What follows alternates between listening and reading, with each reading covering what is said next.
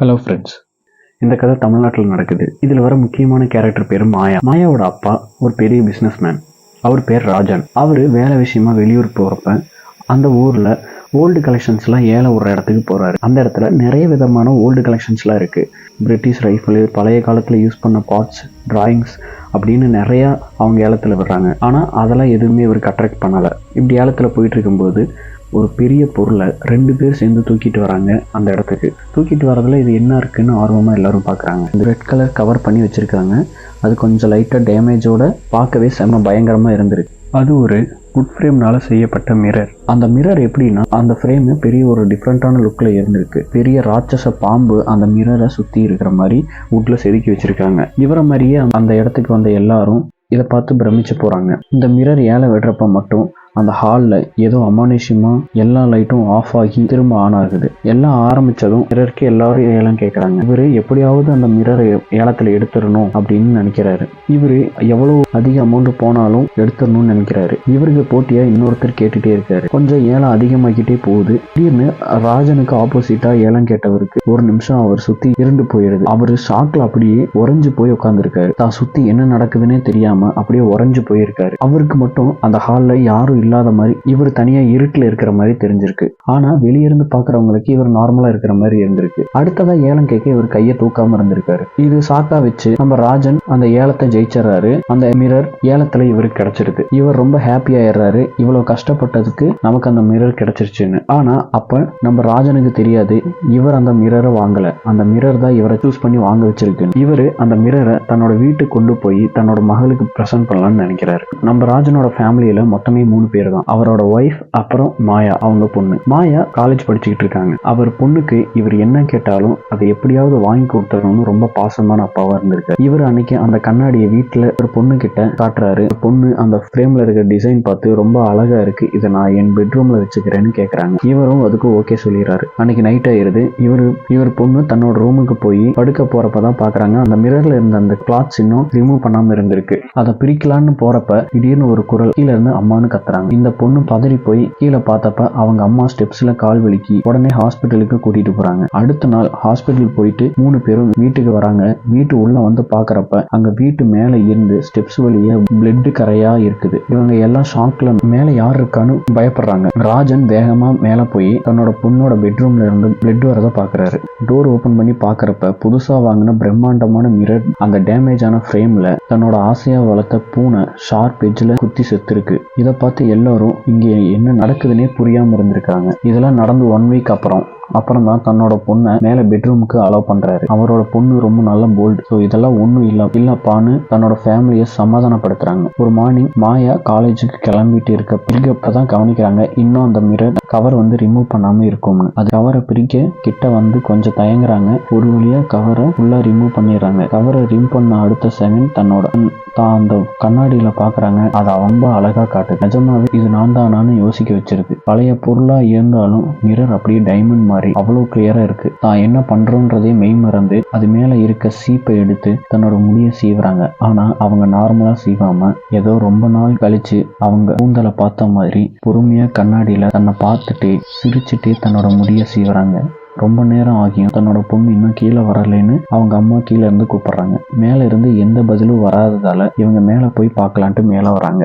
மேல தன் பொண்ணோட பெட்ரூம் உள்ள போய் பார்த்தப்ப அவங்க தன் பொண்ணு ரொம்ப பயங்கரமா முடி ஃபுல்லா களைச்சு விட்டு கண்ணாடியை பார்த்து சிரிச்சுட்டே சீவிட்டு இருக்காங்க. இதை பார்த்து அவங்க அம்மாவுக்கு ஒரு நிமிஷம் பதறிட்டாங்க. அப்புறம் அவங்க கிட்ட போய் மாயான்னு கத்துறாங்க. தன்னோட முடிய சீவிக்கிட்டே இருக்கவங்க அம்மாவை கண்ணாடியில பாக்குறாங்க. அவ பார்த்த பார்வையில சிரிச்சுட்டு இருந்த பொண்ணு திடீர்னு கோவத்துல புருவத்தை தூக்க ஆரம்பிக்கிறா. அவங்க அம்மா டக்குன்னு தோல்ல கைய வச்சதும் உனக்கு என்ன ஆச்சுன்னு சடனா கேக்குறப்ப இவங்க அப்பதான் சுயநினைவுக்கே என்னமா ஆச்சுன்னு கூலா கேக்குறாங்க. இவங்க அம்மா எதுவும் சொல்லாம காலேஜ்னு ஆரம்பிக்கிறாங்க. அவங்க பொண்ணு டக்குன்னு காலேஜுக்கு டைம் ஆச்சுன்னு சொல்லி கிளம்புறாங்க. அப்பதான் பாக்குறாங்க தன்னோட முடியெல்லாம் களைஞ்சிருக்குன்னு. அப்புறமா அம்மாட்ட ஏன் களைச்சு விட்டேன்னு சொல்லி சண்டையை போட்டு அவங்க காலேஜ் கிளம்பிடுறாங்க. அவங்க அம்மாவுக்கு இங்க என்ன நடக்குதுன்னு புரியாம பயத்துல நின்றுட்டு இருந்தாங்க. தன்னோட ஹஸ்பண்ட் கிட்ட இதெல்லாம் சொல்றாங்க. ஆனா அவரு இதெல்லாம் ஒண்ணுமே இல்லைன்னு சொல்லி தன்னோட மனைவியை சமாதானப்படுத்துறாங்க. தன்னோட பொண்ணு அவ அழகா இருக்கிறத அந்த பிரம்மாண்டமான கண்ணாடியில பார்த்து ரசிச்சிருப்பான். இதெல்லாம் ஒண்ணும் இல்லைன்னு தன்னோட ஒய்ஃபை காம்ப்ரமைஸ் பண்றாரு. ஆனா மாயா காலேஜ் போன அப்புறம்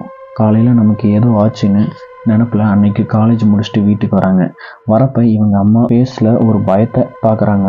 இவங்களுக்கு தன்னோட அம்மாட்ட எதுவும் பேசாமல் மேலே ஏறுறாங்க. ஆனால் மேலே திரும்ப போக ஒரு மாதிரி பயப்படுறாங்க. ஸ்டெப்ஸ் விட்டு கீழே வந்து அம்மாட்ட இன்னைக்கு நைட் நான் உங்கள் ரூமில் தூங்குறேன்னு சொல்கிறாங்க. அவங்களும் சரின்னு சொல்லிடுறாங்க. நைட் எந்த ப்ராப்ளமும் இல்லாமல் நல்லா தூங்குறாங்க. அடுத்த நாள் காலையில் எந்திரிக்கிறப்ப அவங்க அப்பா வந்து நீ ஒரு போல்டான பொண்ணு, எதுவுமே இல்லாத விஷயத்துக்கு பயப்படாதேன்னு சொல்கிறாரு. அதுக்கப்புறம் மாயா தன்னோட ரூமுக்கு உள்ள நுழையும் போதே கண்ணாடியை பார்க்கக்கூடாதுன்னு முடிவு பண்ணிட்டு போகிறாங்க. அதே மாதிரி பார்க்காம உள்ள போய் ட்ரெஸ்ஸு அப்புறம் வேண்டிய திங்ஸ் எல்லாம் எடுத்துட்டு தன்னோட சீப்பை எடுக்கலான்னு நினச்சி திரும்பி மிரர் கிட்ட போகிறாங்க. அப்போ டக்குன்னு தன்னை அறியாமல் அந்த கண்ணாடியை பார்த்துறாங்க. இப்போ அவங்க அந்த கண்ணாடியில் பார்த்தது அவங்க உருவமே இல்லை. கீழே இவங்க அம்மாவும் அப்பாவும் பொண்ணு இன்னும் காணாமனு மேலே பார்க்குறாங்க. அம்மாவுக்கு கொஞ்சம் பதட்டமாயிருது. இருந்தாலும் காலேஜ் போக டைம் ஆகுதுன்னு சொல்லிட்டு மேலே போகிறாங்க. உள்ள பயத்தை வச்சுக்கிட்டு மேலே போய் பெட்ரூம் கதவை திறக்கிறாங்க. அங்கே அவங்க அம்மா பார்த்த காட்சி. உடனே கத்தி வெளியே வந்து என்னோட ஹஸ்பண்டை கத்தி கூப்பிட்றாங்க. அவரும் பதறி போய் மேலே வந்து பார்க்குறாங்க. பார்க்குறது உள்ள அவங்க பொண்ணு கண்ணாடி முன்னாடி உட்காந்து சிரிச்சுட்டே தலையை சீவிட்டு இருந்திருக்கா. தன்னோட மனைவி இதுக்கே இவ்வளோ கத்துறேன்னு கேட்குறாருங்க. அவங்க ஒய்ஃப் அழுதுட்டே கண்ணாடியை பாருங்கன்னு சொல்கிறாங்க. அவர் அந்த கண்ணாடியில் பார்க்குறப்ப அதில் தன்னோட மகளோட உருவம் பாதி இருக்கு, மீதி பாதி எரிஞ்ச மூஞ்சியோட ஒரு கண் இல்லாம ஒரு உருவம் தெரிஞ்சிருக்கு. இதை பார்த்து 2 பேரோட இதயமும் நின்றுச்சு. அந்த கண்ணாடியில் அவங்க 2 பேரையும் பார்த்து அந்த உருவம் சிரிக்க ஆரம்பிக்குது. முதல்ல பாதி உருவமா தெரிஞ்ச அந்த கண்ணாடியில் இப்போ முழுசா எரிஞ்சு அந்த கொடூரமான மூஞ்சி தெரியுது. அதை பார்த்ததும் மாயாவோட அப்பாவும் அம்மாவும் பயத்தில் வெளியே கத்திட்டே ஓடுறாங்க. அதுக்கப்புறம் தன்னோட மகளை எப்படியாவது காப்பாற்றணும்னு நினைக்கிறப்ப ராஜன் மறுபடியும் மேலே போய் மகளை இழுத்துட்டு வரலான்னு நினைக்கிறாங்க. ஆனால் மேலே போகவும் பயமாக இருந்திருக்கு. பயத்தில் இவரோட ஒய்ஃபு கீழே விட்டுட்டு ஸ்டெப்ஸ்ட்டை ஏறி தன்னோட பொண்ணோட பெட்ரூமுக்கு போகிறாரு. உள்ள மெதுவாக எட்டி பார்க்குறப்ப அவர் ஒரு பதட்டமாகி மெதுவாக போய் பார்க்குறாரு. பொண்ணு காணலை. இவருக்கு ரொம்ப பயமாயிருது. வேர்த்து ஊத்துது. ரொம்ப ப்ரெஷர்னால மூச்சு விட கஷ்டமாயிடுது. பயந்து கீழே போகலான்னு திரும்புறப்ப அவங்க பொண்ணு இவர் பின்னாடி நிற்கிறாங்க. இவர் உயிர் போயிற மாதிரி ஷாக் ஆகிட்டார். அவர் தைரியத்தை வர வச்சு தன்னோட பொண்ணுக்கிட்ட இங்கேருந்து வெளியே போகலாம் வா மாயான்னு கூப்பிடுறாங்க. ஆனால் அவர் பொண்ணு எதுவுமே பேசாமல் இவரை சிரிச்சுட்டே பார்த்துட்டு இருக்காங்க. இவருக்கு ரொம்பவே பயமாயிருது. எப்படியாவது தன்னோட மகளை காப்பாற்றணும்னு கையை பிடிச்சி இழுத்துட்டு போகிறாரு. அப்போ அவர் பொண்ணுக்கு கோவம் வந்து இவரை ஓங்கி அடிக்கிறாங்க. இவர் பொண்ணோட பெட்ரூமில் இருந்து வெளியே போய் விழறாரு. அதுக்கப்புறம் அந்த பெட்ரூம் தானாகவே க்ளோஸ் ஆகிடுது.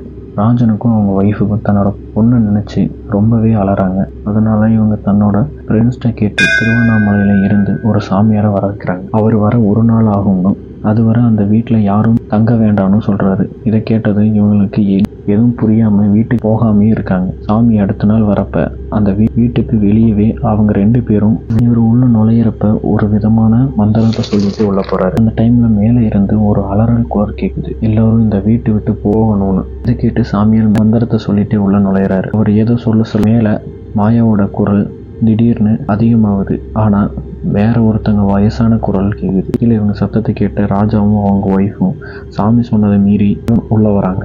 சாமி தன்னோட பையில இருந்து ஏதோ எடுத்து அந்த பொண்ணு இருந்த பெட்ரூம் நோக்கி தெளிக்கிறாரு. கதவு திறக்குது. இவர் உள்ள நுழைஞ்சதும் பார்க்குறாரு அந்த கண்ணாடியில் இருக்கிற உருவம் தான் மாயாவை கட்டுப்படுத்துதுன்னு. இவர் தன்னோட மந்திரத்தை வச்சு அந்த பொண்ணை கண்ணாடிக்கிட்ட இருந்து வெளியே கொண்டு வரலான்னு நினைக்கிறாரு. ஆனால் மாயா கண்ணாடியில் அந்த எரிஞ்ச உருவம் என்னெல்லாம் செய்தோ அதெல்லாம் மாயாவும் பண்ணிட்டு இருக்காங்க. அந்த எரிஞ்ச உருவம் மாயா கையில் கத்தியை வச்சுக்கிட்டு நீ இங்கேருந்து போ, இல்லாட்டி இவளோட கழுத்தை உன் கண்ணு முன்னாடியே வெட்டிடுவேன்னு மிரட்டுது. இதுக்கெல்லாம் பயப்படாத சாமி தன்னோட பையில் வச்சிருந்த மயிலறையும் கையில் வச்சிருந்த நீரையும் மாயா மேலே தெளிக்கிறாரு. இதை தாங்க முடியாத மாயா வழியில் துடிச்சு தரையிலிருந்து மேலே கொஞ்சம் தூரம் போகிறாங்க. கண்ணாடியில் இருக்கிற உருவமும் மேலே போகுது. சாமி மாயாவோட கையை பிடிக்கிறாரு. பிடிச்ச அடுத்த நொடி அவர் அந்த கண்ணாடியில் தெரிஞ்ச எரிஞ்ச உருவத்தோட நினைவுக்கு போகிறாரு. அதுக்குள்ளே அவர் பார்க்குறது என்னன்னா